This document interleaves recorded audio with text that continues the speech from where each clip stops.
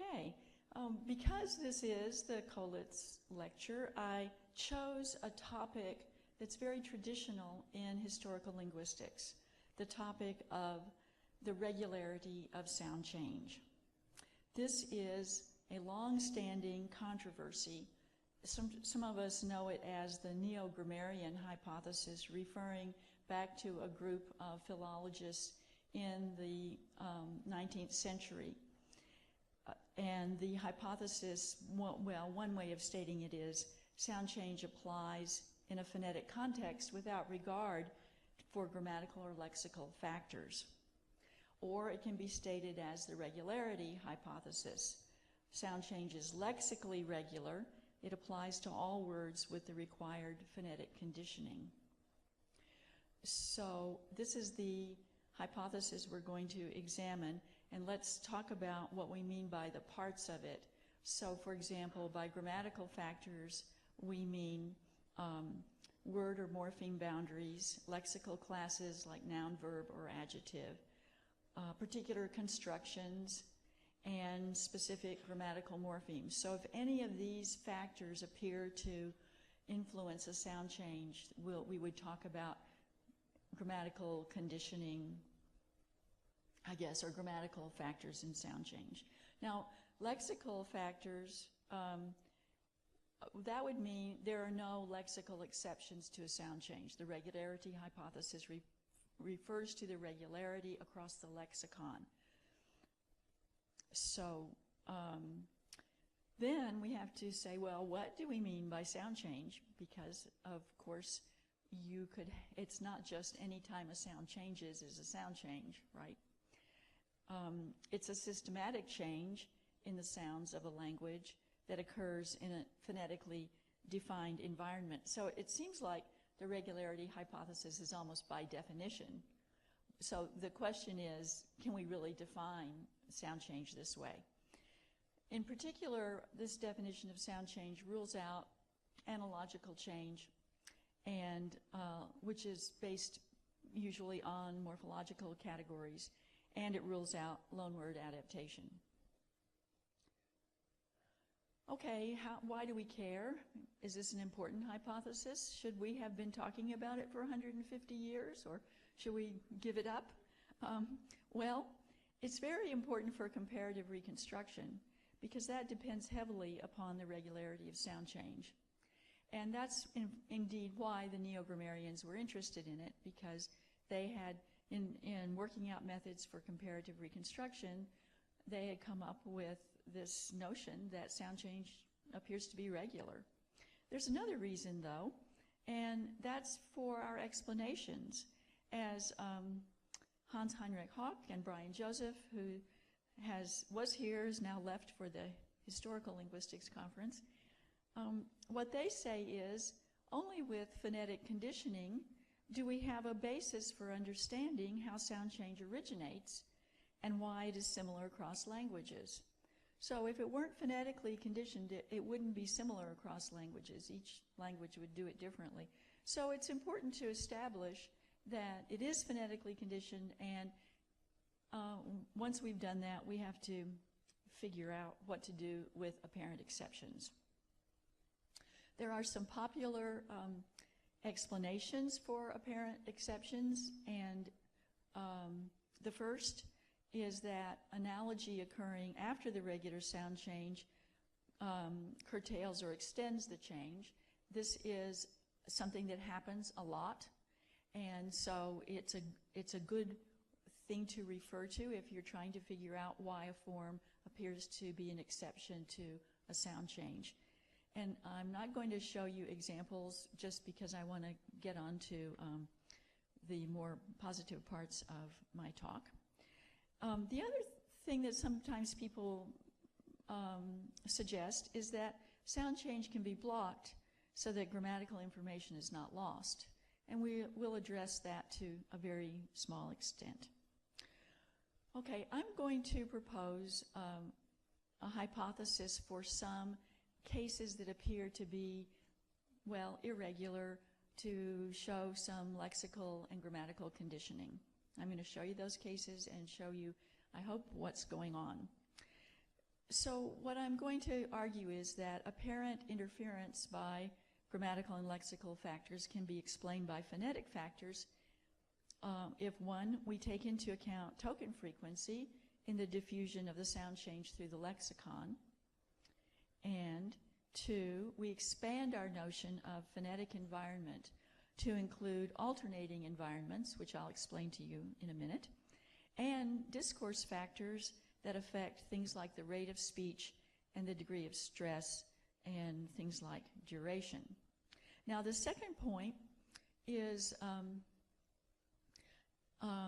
in line with long tradition of trying to understand exceptions to sound changes. For example, the first Germanic consonant shift, known as Grimm's Law, had a set of, kind of large set of apparent exceptions, and Karl Werner in 1895 showed that when you take into account the position of stress before Germanic, so as indicated in Sanskrit, that the first consonant shift, or Grimm's Law, is actually regular. So they hadn't thought ahead of time that stress was, or accent was, a phonetic factor. But we know, of course, that's a very important one today. So what I'm doing here is kind of following in that tradition of expanding what we think of as the phonetic environment. This is a list of the topics. I'm going to talk a little bit about exemplar models and frequency of use. Then some cases of word boundary phenomena, which produce alternating environments. Also about the claim that grammatical information can block sound change. Then the effects of lexical classes, nouns and verbs. A few slides on special reduction, that's reduction in extreme high frequency words and phrases. And finally, an unsolved mystery of lexical diffusion. So let's start here.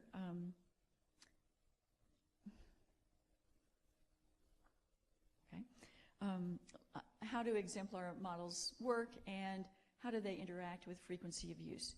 Well, the idea in an exemplar model is that cognitive representations of a phonetic form of a word or phrase are a set of remembered exemplars.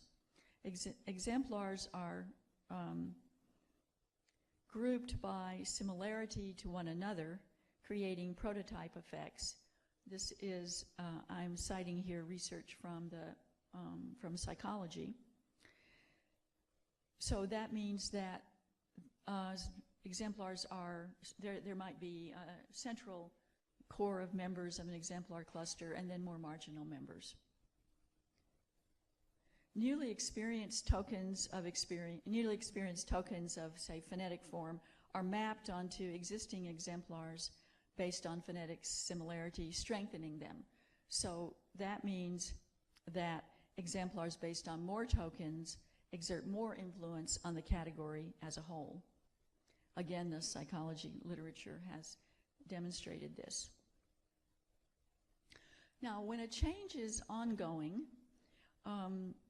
the exemplar representation of a word affected by it, or the words affected by it, will show a wider range of variation. There's always a range of variation, of course, but while change is ongoing, each word will have a larger range of variation. And my claim is that change actually progresses during production. Each time a phonetic exemplar is processed in production, it is subject to ongoing phonetic biases, such as the weakening of a consonant or the raising of a vowel. The resulting token is cycled back to the exemplar cluster, strengthening an existing exemplar or creating a new one. And in this way, the cluster gradually changes. When words used more often are exposed to production pressures more often, then they change faster. So this is a kind of cycle of going through production, experiencing, the word experiences maybe a little tiny bit of reduction. It may create a new exemplar registered back in the cognitive representation. It's possible that one could be chosen for production next time. It could undergo a little more reduction, and in that way the word gradually changes. Evidence that high-frequency words undergo change earlier than low-frequency words can be found in a number of studies that include, well, it's really best to do these studies on ongoing change, so we assume that when we have variation, we may have a sound change going on. So TD deletion in English, final T deletion in Dutch, deletion of ed in Spanish, reduction of S in Mexican Spanish and syllable initial position, reduction in Colombian Spanish and syllable final, and so on. In other words, there are quite a few studies that have shown that high-frequency words change earlier than low-frequency words. The most recent paper in language was Hay and Folks on the deletion or lenition of T in New Zealand English. Now, there are some changes that affect low-frequency words first. There are some changes where it doesn't appear that frequency is having an effect. I'm aware of all of those possibilities. But there are quite a few studies that show high-frequency words are changing faster, and we need to look into the other cases and find out what's going on. So I'm going to take the exemplar model, this finding about frequency of use, and talk now about word boundary phenomena. Now, when it appears that a word boundary causes a change, we have to scratch our heads and think, well, you know, word boundary is really something a linguist writes on a piece of paper. How can that cause a phonetic change? So that's what I want to talk about, and this is based on some work I did some time ago. So if we assume that the unit for storage is a word or phrase rather than a morpheme, okay, so I'm assuming whole words are stored in cognitive representation. And we also realize that the sounds at the beginnings and ends of words occur in alternating environments, a term I got from Alan Timberlake. What that means is sometimes the beginning of a word is preceded by a consonant, sometimes it's preceded by a vowel, or a pause, or a high vowel. So the beginning of a word is not a consistent phonetic environment, but an alternating one. And the same applies to the end of a word. In fact, in word final boundary, final word boundary is commonly cited as a conditioning in phonological rules and in sound changes. Very often, if you have a coordination like this, that something happens at the either before a consonant or at the end of a word. For example, syllable final weakening in Spanish dialects. So, as an alternating environment, word final position in Spanish, if we're looking at S, the S can occur before a vowel, before a consonant, or a pause. So the S's in these words, entonces, dos, vamos, are in an alternating environment. So it could be, do you see my cursor? Oh yeah, good. Okay, so in this case, the S in dos is before a consonant. It tends to reduce. The S in amigos, before amigos, is before a vowel. It tends not to reduce. Now, if we look at those environments, we can discern that in running text, S is followed by a consonant about twice as often as it is followed by a vowel. So there's a real skewing in that word final context. And here's some data from some studies of Spanish from Tracy Terrell in the 70s, and was able to glean from his work the frequency of occurrence of a word before a consonant, vowel, or pause in Spanish in two different dialects. And what you see is that about half the time a word final segment occurs before another consonant, and about a quarter of the time before a vowel, and about a quarter of a time before a pause. So there's a real skewing towards the consonant, and that means that for words ending in S, their exemplar cluster will be weighted towards reduction because the word occurs more often in the reducing environment. So you might have something that looks like this, pretending that these are all exemplars of the lenited final consonant, and there's still some, say, that are still have the non-reduced, and but it means that there's a possibility that the lenited, the H variant, would be chosen to be used in a context where it wouldn't be phonetically conditioned. So what I mean is you might end up having some reduced variants before a vowel or before a pause. And in fact, that is what happens. In this slide, I'm showing you two dialects of Spanish. And again, these are old data. They're from the 70s. So some of these changes have progressed a lot more since then. But Cuban Spanish was, Argentinian Spanish has had some weakening going on, but it wasn't nearly as advanced as the Cuban Spanish. And one thing you can notice here is that in the context before a vowel, the percentage of the non-lenited version, the full version of S, is still very frequent. But Cuban Spanish, where the change is much more advanced, has now the very few of the S's left in that environment, and instead has reduced variance there. So what I'm suggesting here is that the fact that the word occurs more before a consonant can influence the way it will turn out appearing before a vowel. And I have another point, but I think I'll get to it in a minute. The reason the end of the word behaves as if it were before a consonant, which we know from phonological alternations, this is what happens, is because it occurs much more before a consonant than before a vowel or a pause. So the evidence suggests that as a change goes through to completion, words tend to settle down to one variant, except in cases of extreme high frequency where you can tolerate multiple variants, like the frequency of don't in English, which can be don't, or in something like, I don't know, it can be just duh, right? But in most cases, when a sound change is coming to completion, the words have settled down to one variant or another. And so what we expect in these cases is that the variant that occurred before the consonant is likely to be the one that turns out to be the result.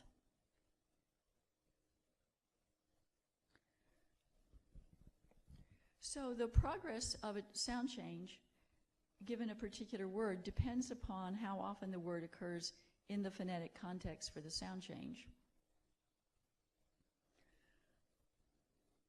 And once the results of the tendencies and variation become conventionalized, it may appear that the word boundary has conditioned the change, but really it was the phonetic context. It happens that this is not a new idea, which is great, I think, and it's nice to find that you can find precursors for a lot of our ideas in earlier work. For example, this is going to be some observations by Otto Jespersen, and it concerns the exceptional voicing of initial interdental fricatives in function words in English. Intervocalic voicing of fricatives was a general phonetic development in Middle English, so it was a sound change. It produced a voiced fricative in words like other, houses, and wives. and that was very regular. In early modern English, it affected word initial theta, but only in function words. And I know you've seen this observation before, that we have this voiced fricative, interdental fricative, and it occurs, it doesn't occur initially very often, but it occurs in a whole lot of these function words, thee, that, those, though, they, them, then, there, than, and so on. Well, how did it get there? So here's some nouns that had the initial interdental fricative, and it does not voice. Thing, thin, think, thought. Those were all words that were current in early modern English, but they did not voice. Well, Jesperson notes the frequent occurrence of the function words in a position following a vowel. And this is a quote from him. The voiceless initial consonant in the pronominal words they, the, them, and I think I deleted that whole long list, had probably begun to become the before the voicing of consonants in other words on account of the frequent position between vowels. Note that in this, the is due to such positions as to this, while the S of this is kept voiceless after the stressed vowel. In though, the began in although and after a vowel and was later generalized. So he's not making any kind of theoretical proposal, but what he's saying makes it an example of exactly what I've been describing. Here's another case. Langaker and Campbell find that Proto-Aztecan lost initial P in nouns, but not in verb roots. They go on to explain. Since verb roots rarely stand alone and are usually preceded by some prefix, a hypothesis is suggested that P is lost in absolute initial position, therefore a regular sound change. So it appears there may be a lot of cases out there that can be explained this way. Okay, the next possibility for grammatical influence is the question of whether grammatical information can block a sound change.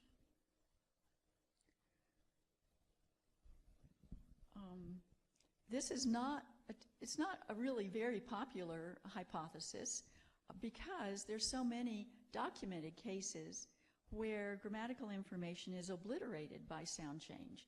I know you can think of a lot of them yourself, the loss of case markers in English and some other Germanic languages, in Romance languages in particular. This is attributed to weakening, phonetic weakening of the ends of words, but it completely obliterates the case system, and there's no evidence that there was any attempt to block those sound changes. So it's certainly clear that sound changes can wipe out morphological distinctions. But there are some cases where it appears, for example, when we study variation and change in progress, that it appears that maybe the morphological status of a segment is blocking it from undergoing a sound change. So in American English, TD deletion, it occurs less when the T or D is the regular past tense marker than when it's part of a morpheme, like in past with the ED versus past. And that's a pretty reliable result that many researchers have found in their studies of TD deletion.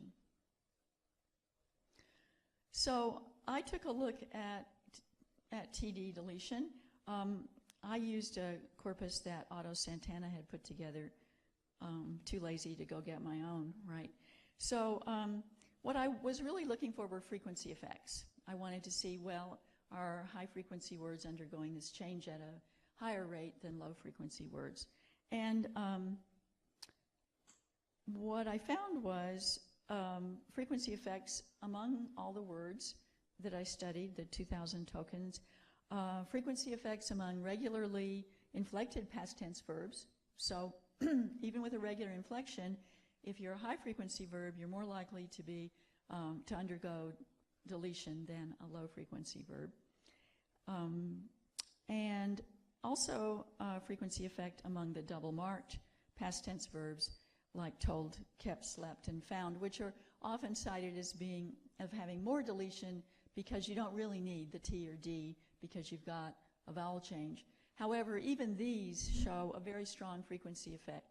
The ones that are most frequent, like told, lose their D much more often than the lower frequency ones like found. Oh gosh, did PowerPoint really do this to me? Okay. So what I found was deletion rates for all words at about 46%, but for past tense, regular past tense ED words, about 23%. But then I noticed something else that was kind of weird, that the past tense words occurred before a vowel much more than average, than the other words. So that's what you see in the second part here, that while if you look at all words, a vowel occurs after the T or D about 21% of the time, but past tense verbs occur before a vowel more often. The reason that's important, of course, is that the environment before a vowel is not an environment for deletion. There would be less deletion in those cases. So I thought I would try to study this in more detail and see if I could figure out if this held true. And so instead of looking at each word, which I think I could have, I got three groups of words that I looked at. And I looked at the contracted negation because, well, there wasn't anything else that's exactly like the past tense to look at. And this one at least has a T in it, or sometimes does, and it's a grammatical morpheme. Now, when you delete the T, you don't get rid of all the negation, but still, you know, the question being, do grammatical morphemes behave some way differently than monomorphemic T or D? And then I looked at, to compare to that, lexical tokens that ended in NT, and then also the regular past tense. And what I wanted to know was, how are these distributed before consonants and vowels? Because I'd already noticed that the past tense T or D occurred before a vowel more often than other. And so actually it's kind of interesting. The contracted negation occurs preconsonantally 80% of the time. That's a lot. And we can figure out why that might be, because it occurs right before a main verb most of the time, and it could be, I didn't check, but it could be that verbs start with consonants more often than they start with vowels, at least in running speech. Then these lexemes with NT, they also have a very different distribution, occurring preconsonantally 42% of the time. And the ED, as I mentioned to you before, it occurs prevocalically about 40% of the time, and preconsonantally 47% of the time. So the interesting point here is that you take these groups of words and they have very different distributions. And so when we talk about a sound change happening at the end of the word when there's a vowel, well, not all words are going to be, or when there's a following consonant, not all words are going to be in that environment the same number of times. And so we, of course, we have different rates of deletion. For example, the contraction has a very high rate of deletion. Even pre-pausally, even pre-vocalic. And the NT has a lower rate of deletion, and the ED, as we know, has an even lower rate. I'm sorry, this is so small here. I'm trying to make sure I'm saying all the right things. Okay, so you might notice here rates of deletion in these different environments. And this is really interesting. Look, the ED has a very low rate of deletion before a vowel. Okay, now is there any correlation between their distribution and how often they undergo deletion? Well, yes. And what this table shows is that the percentage of times that they occur before a vowel, or the number of times they occur before a vowel, correlates with how likely they are to undergo, how likely they are to not undergo deletion, right? So the one that occurs before a vowel the most undergoes deletion less. And so what I hope to show is that it's not just because it's the past tense morpheme, but rather because it has a certain distribution. And indeed, if we wanted to explain how, the deletion rates of these other words, we'd have to look at their distribution. And it's a distribution in a phonetic environment. Now, you might say, well, why does a past tense verb occur before vowels more than other words? And so I took a look at the actual examples, and we have a lot of things like this where you have a particle or a preposition that begins with a vowel. You have pronouns which are often reduced to the extent that they begin with a vowel too, and phrases like a lot. So it's a kind of quirk of the distribution of verbs. So this is a kind of refinement of the frequency hypothesis that high-frequency words undergo sound change at a faster rate than low-frequency words, because what it says is it's the frequency with which the word occurs in the environment for the change. So how often the word is exposed to that particular phonetic environment.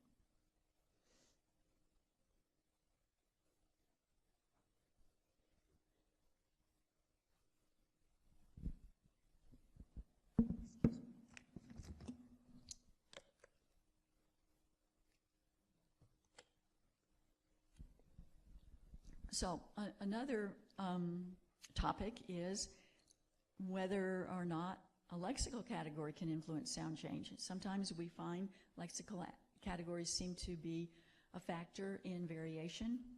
And I'm going to use a quick example here from work by Esther Brown and Bill Raymond.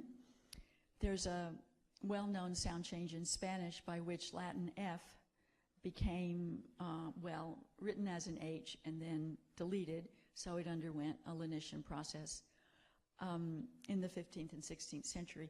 But it's famous for being an irregular sound change. So this is one where we didn't get the regularity. And you can see by the examples that it would be very hard to work out what in the phonetic environment causes some words to end up changed and some not. But what about, and you can imagine all the dozens of hypotheses that have been put forward, but Esther Brown had the idea of looking at the preceding environment because she had studied initial S lenition in Mexican Spanish and found that when you had a preceding low vowel, that was a strong factor in conditioning the reduction of S. So what if this preceding low or mid vowel also can condition the lenition of F?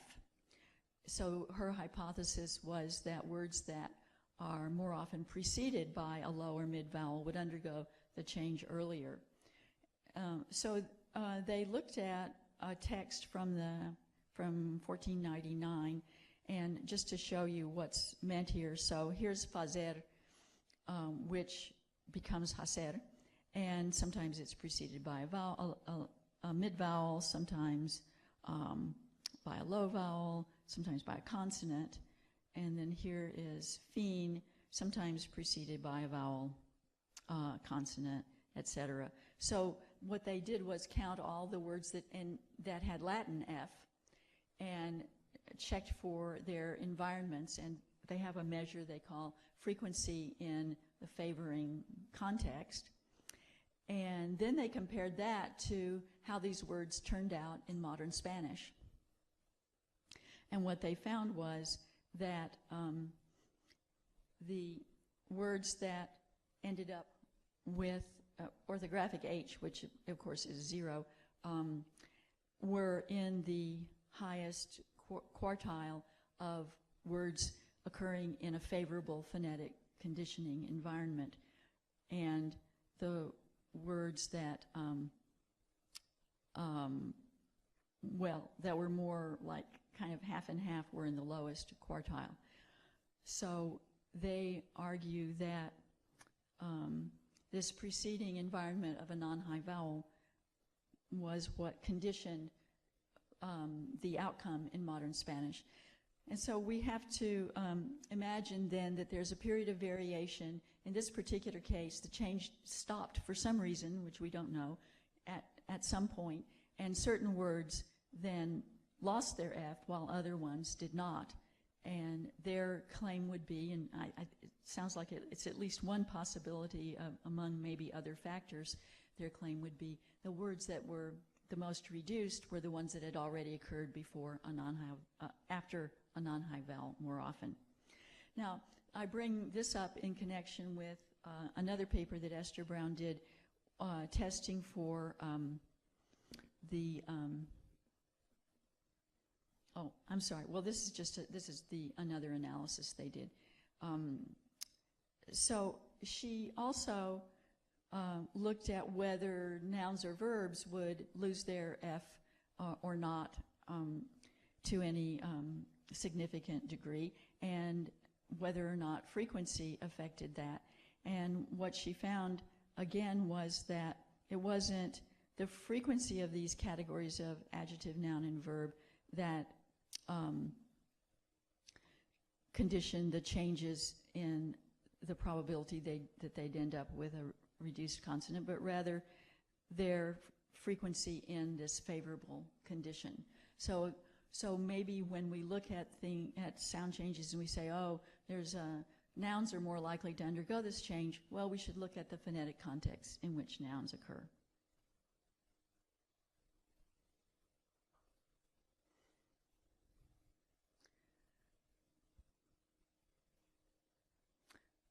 Well, this summarizes what I said. I don't think you need a summary. Okay. But I do want to say that that I do think production is important, and because production is important, the number of times a word is produced is part of what determines how often it's in the phonetic environment. So you could think of it as indeed maybe part of the phonetic environment. It's not really, frequency of use isn't really separate from the phonetic environment. I think maybe I'll skip this part or just tell you in a word or two that cases of special reduction, which are things like reduction in grammaticalization, like I'm gonna, or in discourse markers like I don't know, or greetings like how are you, or hi, or it's up, and so on. These appear to occur, well, these were often brought up in complaining about, or as evidence against the neo-grammarian hypothesis, because it appears that a sound change is taking place in a particular grammatical morpheme. But again, but what I think is going on is in extremely high frequency cases where you get a lot of production and a lot of erosion, that changes go way beyond where they would go in an ordinary sound change. So I think special reduction fits in here too. But let me not take your time with that. Da-dum-dum. Here, let's see. And then that's another summary, but I think you're okay without that. You okay without that? Yeah, sure. Okay, let's get to lexical diffusion, because this is going to be a little bit more fun. And okay, so all the changes we've been discussing here, diffusing gradually through the lexicon. But they're guided by phonetic conditions of alternating environments and frequency of use. Now, one of those changes, the F to H change, which turned out irregular, would be called a lexical diffusion change by Lebov. So let's just look briefly at his position versus mine. He says that lexical diffusion involves the rejection of the idea that it's the phonetic composition of the word that solely determines its position in the process of change. If the word is to be taken as the fundamental unit of change, it's because some words undergo change for reasons that are not phonetic. Well, you see, that's not what I've been arguing, right? So his view is lexical arbitrariness, but my view is, well, we just haven't explored all the phonetic conditions. And also, all sound changes have to have lexical diffusion. They have to get through the lexicon some way. So it doesn't really work to call some of them lexical diffusion changes and some of them not. Now, is it only boundary phenomena? Well, what about stuff like vowel shifts? There are frequency effects reported for some vowel shifts, like in New Zealand English. And Lebov reports that frequency appears to be a major factor in the raising of short ah in Philadelphia English. As you can see in these examples, some words have the tensed or raised ah and others do not. What I'm going to talk about here is a description of Philadelphia English that was originally, well, the original description was by George Traeger in the 1930s. And so this is not the same thing as the northern cities shift. It's something that appears to have occurred earlier. So, and it was in a very, very specific phonetic environment. And as recently as 1994, Lebov has said that all the facts that Ferguson described are still very much the same in Philadelphia English. I think they aren't maybe now, but this was a very stable situation and it persisted for at least 60 years. Okay, and what this was the raising of short in these contexts, before a front nasal and a front voiceless fricative. Okay, so these would be the only ones that had raising. And that's the raising and diphthongization, you know, where staff is stiff and laugh is lief and so on. Now, that means that, and then that only occurred when when the consonant was at the end of the word. So if you had a vowel following the consonant, then you did not have raising, okay? And lots of consonants did not condition raising. So voiceless stops, voice stops, and voiced fricatives. But it's apparently related to the lengthening phenomenon of this broad ah that you find in British English and parts of New England, because it occurs in the same context. And it does not occur in function words like auxiliaries like am and can, and words like, and other function words. So the fact that it doesn't occur in function words suggests that it is a lengthening phenomenon. And it doesn't occur when two syllables follow, and as you know, as English words get longer, even the stressed vowel gets shorter. So it's a kind of funny phonetic environment but it is true that English vowels are longer before nasal consonants and voiceless fricatives. But the problem is they're also longer before voice stops. So it's kind of weird that voice stops weren't affected. However, there was an exceptional application of raising that's reported by Traeger, by Ferguson, Lebov, and others, which is that the adjectives bad, glad, and mad all have raising. So bied, mied, and glad, but sad does not. Now, Ferguson thought this was pretty strange because if you look at these three adjectives, you say, well, I guess it's a change caused by emotive adjectives, you know, that have ad, but then you've got sad and it doesn't happen. And this is, by the way, I know that it seems weird to be obsessing over 4 adjectives. But this is an example of lexical diffusion that I know from the time I was a graduate student, and it's bugged me all that time. Okay. So so what's happened here is that the raising has extended to the context before voice stop, which is a lengthening environment, so that's okay.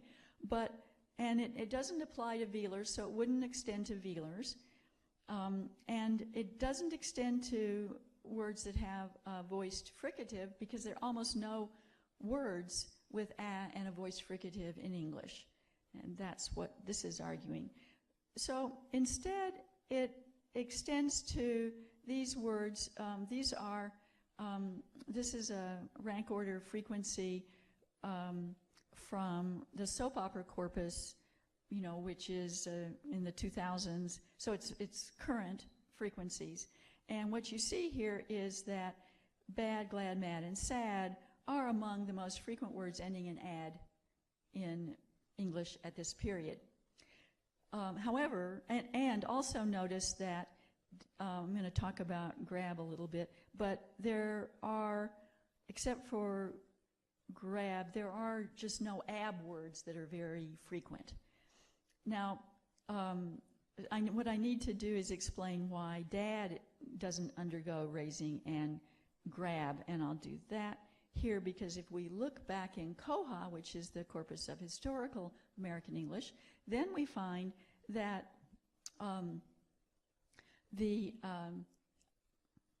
that some of these words were not very frequent early on. So this is dad, which has a dramatic increase in frequency, because I think people used to call their fathers father or pa or papa or something, and dad has not only become what you call your father, but it's become a common noun too, like soccer dad and so on.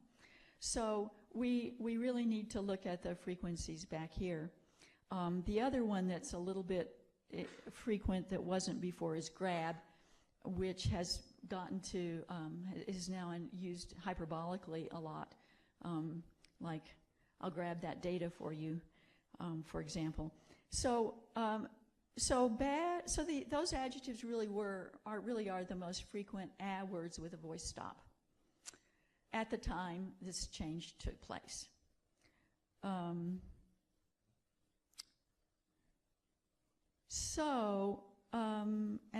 as we said, looks like frequency is operating here, but our problem is, why not sad? And I've looked at lots of different frequency counts, and really this changes a little. Like sometimes sad's less frequent than mad, but not very much. So you really can't say it's because sad's not frequent enough. But what you can say is that these adjectives have very different distributions. As you know, adjectives can either be used predicatively or attributively.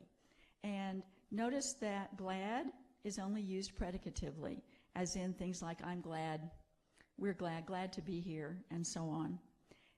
Very, very few attributive uses. Mad is also used predicatively in 83% of the cases that I looked at. And in fact, when it's used attributively, it doesn't mean angry, it means crazy, like mad dictator, madman. And Ferguson pointed out that when mad is used this way, it doesn't have raising either. So sad, though, is different. It's used predicatively a lot, 60% of the time, but it's also used attributively 30 to 40% of the time. Things like sad situation, sad story, sad day, and so on. So we have a significant difference between sad, mad, and glad, as you can probably see here. And also bad is used attributively too. So you might say, well, then why would bad change? But if a word of high frequency is prone to change, maybe that explains why bad has changed despite having some attributive uses, while sad has not. But why would that make a difference? Well, adjectives in attributive position have significantly shorter vowels than the following noun, What I don't have is a count of whether they're shorter in attributive or predicative position, but I'm on the trail of that now and trying to investigate it. And Labov has reported that when avals have less than primary stress, which means they'd be shorter, or if they're shorter for other reasons, they tend not to undergo raising. So my hypothesis is that the attributive versus predicative positions for adjectives create an alternating environment of lesser versus greater prominence and duration. So the point being here, it doesn't have to be a word boundary at a word boundary. There can be other factors that create a phonetic environment. Okay, this is, I promise, the very last point, and I'll do it as fast as I can. But it's another case of grammatical conditioning, so I really wanted to mention it because this happens in a lot of ongoing changes and sound change. What Ferguson notes in his description of the Philly short is that if a suffix beginning with a vowel is added to the stem, the normal pattern would be just having a and no raising in the extended form. But typically the long a, which does raise, occurs instead. Thus passing has the long raised vowel, but passive has the short one. Okay, now you know where this is going, I'm sure. He referred to this as an analogical preservation, but, and you see in these examples that the productive inflectional verb forms have the lengthening and raising, but the derivational ones preserve the a. So one hypothesis that would explain this is that the inflectional forms are in the same or closely related exemplar clusters, but the derived forms have their own separate representations. The inflectional forms present an alternating environment in the sense that sometimes the form pass occurs in the context for lengthening, and sometimes it doesn't. But the base form of the verb, or noun in this case, which is the one that has the conditioning environment for the raising, is probably the most frequent one, and its phonetic shape dominates the exemplar cluster, leading to raised versions of the inflected form. And I didn't test this because most of these verbs are also nouns, and it wasn't clear to me exactly what to count in that case. Didn't I already say that? Yeah. So now to the conclusion. The history of the regularity hypothesis shows an increasing understanding of what constitutes a phonetic environment.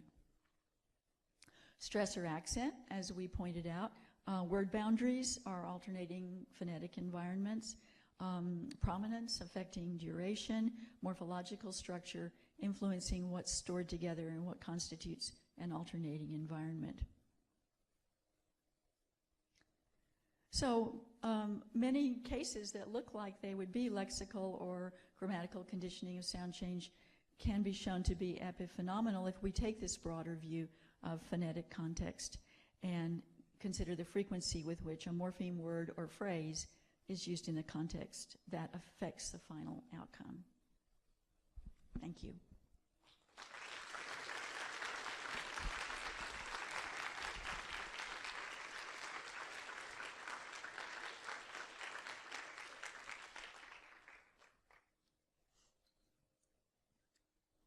We have time for questions, don't we? Yep. Somebody already with a hand up over there.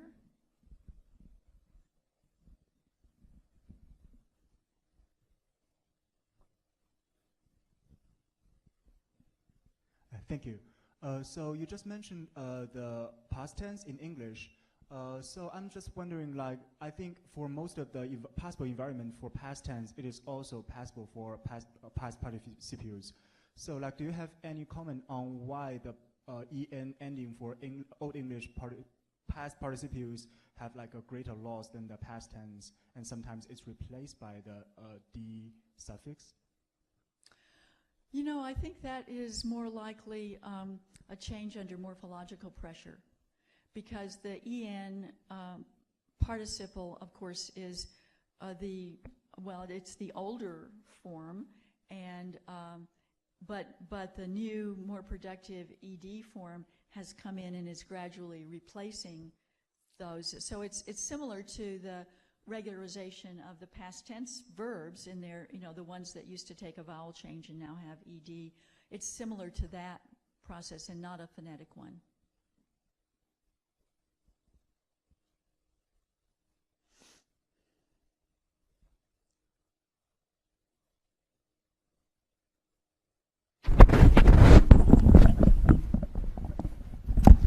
Hi, thank you so much for the talk.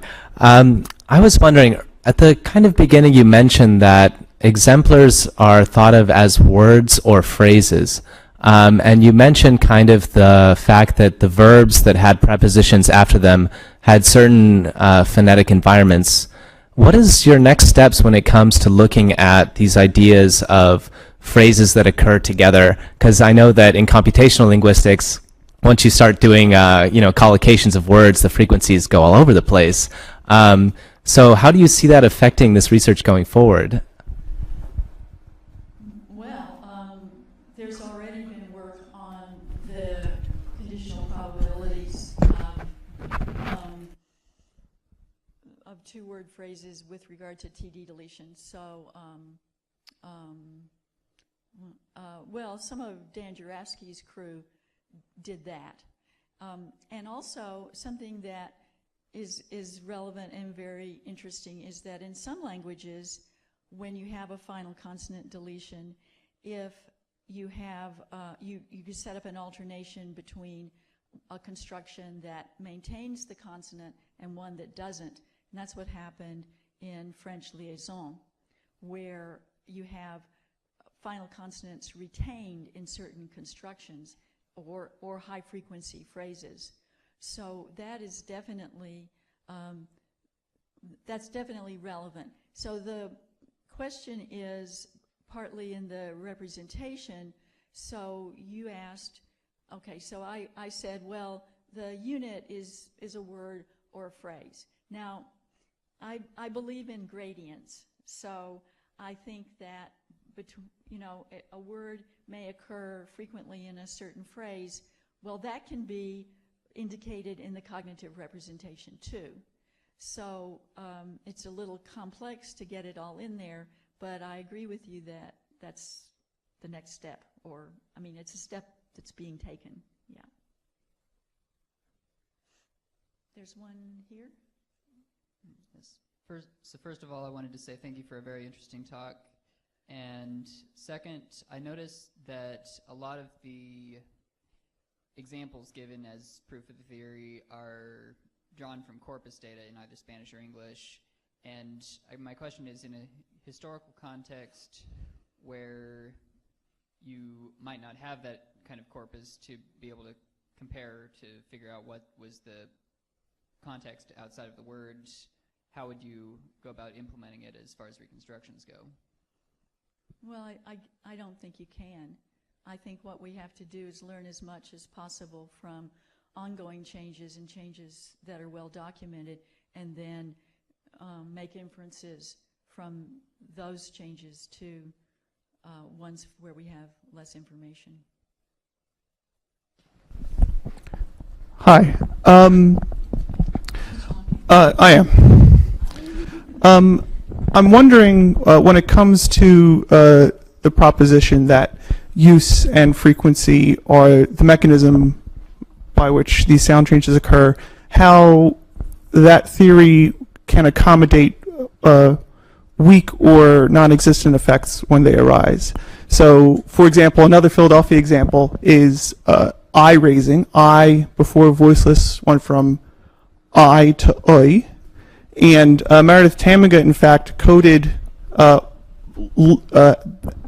the vowel quality in the word like and broke it down by whether it was the adjective or the discourse marker. And the interesting thing is the discourse marker across the time course of the change underwent a dramatic increase in frequency at the same time the vowel quality was changing, and this appeared to have no effect on the change as it was occurring. And I'm just putting this, not to answer that example, but one of the challenges we have, people are interested in language change, is we need maybe more of an estimate of how big these effects should be in general. Right. Should they be large or small, and in what direction? Because that's not always clear either. Exactly. So that change is before a voiceless stop. So it is related to the shortening of the vowel, or the shortness of the vowel, because the vowel before a voiceless stop is shorter than before a voiced one. So if the change is in fact related to the shortness, then if you have a frequency increase, I don't know. Are you saying it didn't, there was just no effect? Okay, yeah. No, well, I think the important thing is to look at lots of cases and try to find out, just see what we get. I'm going to go with the data, however, however it turns out. So that's a good question. Thank you.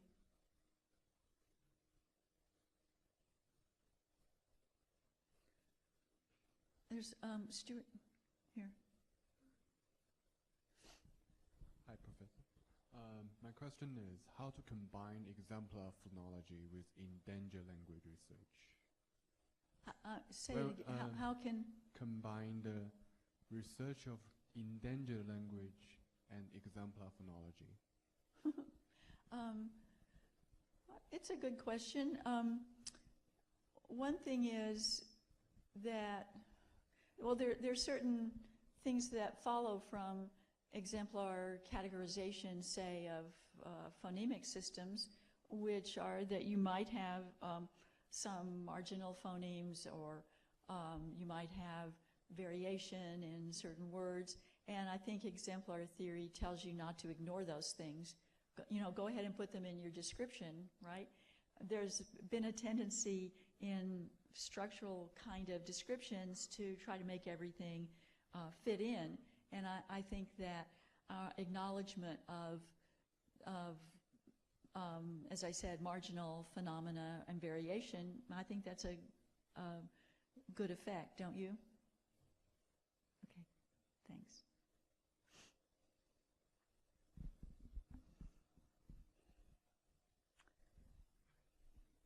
Well, it's really been a great institute. If Larry hadn't done that praising of our hosts, then I would have, or maybe we should just do it again, because, yeah.